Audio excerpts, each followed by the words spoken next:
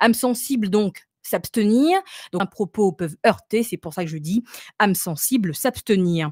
Et d'introduire Élodie, dont la sœur a été attouchée sexuellement à bord du Costa lors d'une croisière. C'était le 27 février dernier. Et Élodie, bonsoir. Avec notre famille, c'est ma famille, nous étions en croisière sur Costa du 20 au 27 février. Ma sœur de 17 ans avec une autre sœur plus jeune de 16 ans. Elles s'en vont dans le jacuzzi, en fait pas loin du jacuzzi. Donc ma sœur de 17 ans se met dans le jacuzzi. Dans ce jacuzzi, il y a 2 hommes et une femme. Très bien. Et en fait, elle s'assied tranquillement. Et en fait, elle nous explique que, premièrement, elle sent quelque chose au niveau de ses parties intimes. Donc, elle se dit tout de suite que c'est peut-être le jet du jacuzzi. Donc, elle se déplace. Donc, elle se décale un petit peu. Et elle sent encore la même chose. Et en fait, au même moment, elle se rend compte que l'homme à côté de lui se rapproche d'elle chaque fois qu'elle s'éloigne. Donc, ça s'est produit 3 fois. Donc, elle se décale encore une autre fois. Elle ressent la même chose au niveau de sa partie intime. Donc, elle décide de mettre sa main pour être sûre de voir justement si c'est le jet ou bien si c'est quelque chose d'autre. Et c'est à ce moment-là qu'elle sent la main de cet homme sur sa partie intime, sur son sexe plus précisément.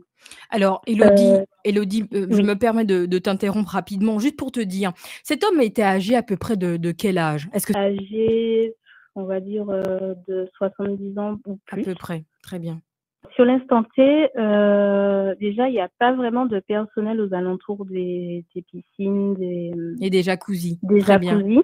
Le seul personnel présent sont le personnel des bars, en fait, ou des petits selfs, le petit bar à glace à crêpes. Donc, île Vierge britannique, c'est une juridiction étrangère. En principe, c'est la loi du pays où l'infraction a été commise. Donc, on est d'accord que le bateau était à quai à Tortola. Donc, du coup, lorsqu'il y a eu une agression, un incident, bref, peu importe, sur le territoire où le bateau est à quai, c'est la juridiction justement du pays qui s'applique. Et pour le coup, c'est une juridiction étrangère à la France. Donc, en principe, c'est la loi du pays où l'infraction a été commise qui s'applique donc. Cependant, il y a plusieurs règles qui permettent aux juridictions françaises de se saisir de l'affaire. Et arrivé au poste de police, en fait, on a été pris en charge, on a attendu un petit peu, mais on a quand même été pris en charge. Oui. Et quand l'enquêtrice a posé les questions, donc on lui a expliqué du coup, parce que du coup on était sur la partie hollandaise. Donc c'est lui qui faisait la traduction. Donc il expliquait en anglais ce qui s'était passé. Et en fait, à partir du moment où l'enquêtrice a demandé l'identité de l'agresseur, Oui. donc nom, prénom, il a dit qu'il ne pouvait pas lui donner le nom parce que c'était des données confidentielles. Mais là, c'est plus confidentiel. Il y a une plainte, il y a une agression qui est avérée. Il y a plus. Là, en fait, voilà. le secret. Enfin, il y a plus de secret de l'instruction. Il y a plus de secret. Alors, on n'apprend pas, on n'invente plus l'eau chaude là, mais il y a plus de secret de l'instruction parce que là, effectivement, déjà même après, ce qui est particulier quand même, c'est qu'en fait, vous êtes déplacé avec un interprète. Donc, in fine, membre de personnel, oui, mais pas membre justement référent de la direction, de l'administration, de Costa, etc. Alors pour le coup, en fait, vous êtes juste avec un interprète. Le référent français. Comment? En fait, lui, il se présente comme étant le référent français du bateau. Donc en fait, ils sont deux, donc il y a lui, donc Ludovic, et une femme, Solène. Alors pour le coup, à ce moment-là, quand tu as vu qu'il n'a pas voulu coopérer, quelle a été votre attitude? En fait, déjà, on était un petit peu déjà sur les nerfs et choqués. Il lui a dit que c'était pas à lui de donner le nom, qu'il devait voir avec son manager.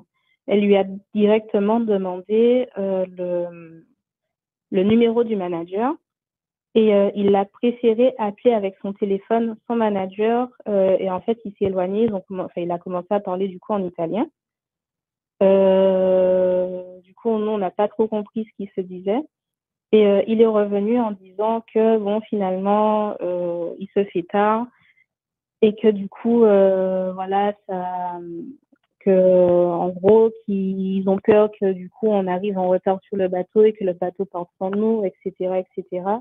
Et à ce moment-là, il a demandé à l'enquêtrice d'annuler la plainte. L'enquêtrice, elle, n'était pas d'accord du coup pour annuler cette plainte, nous non plus. Mais bien sûr, elle fait son travail, Mais hein, malheureusement, l'enquêtrice. exactement. Et elle a même demandé ce qu'il en était de l'agresseur, ou s'il a donné une réponse totalement floue, que voilà, ça fait partie des procédures, qu'en fait, ils n'ont pas débarqué l'agresseur parce que, enfin, toute une histoire de procédure, mais en fait, ça n'avait ni queue ni tête son explication. Non, finalement, ça Et n'a ni queue ni tête, Élodie, non, non, non. il était incapable de donner l'identité à effectivement quelqu'un qui est sous l'autorité, possède effectivement Voilà, l'autorité publique. C'est un représentant exactement. des forces de l'ordre. Il était incapable de le Mhm. faire, donc finalement, il n'y a pas de procédure en cours. Si tu es incapable de donner Exact. l'identité d'un agresseur, c'est qu'il n'y a pas de procédure, en fait. Voilà. Et voilà, en fait, il nous a lâchés dans la nature à Saint-Martin, du coup, en nous proposant du coup de porter plainte directement en Martinique parce que ça sera plus facile, il n'y aurait pas de barrière de la langue, etc. Alors, entre le temps qu'on vous dit, donc finalement, dans la partie effectivement hollandaise, il n'y a pas eu de plainte finalement. Finalement, non, il n'y a pas eu de plainte. Donc, alors, on va reposer, au risque de se répéter, poser la question. Il n'y a pas de Entre souci. à ce moment-là, puisqu'on n'a toujours pas porté plainte, que ce soit effectivement la partie ni à Tortola, ni effectivement la partie hollandaise de Saint-Martin, combien de temps Mhm. s'écoule entre l'agression et le retour en Martinique? Combien de temps s'écoule? Très exactement, 4 jours. 4 jours. C'est 4 jours. énorme. 4 jours durant lesquels, justement, cet homme est en totale liberté sur le bateau, qui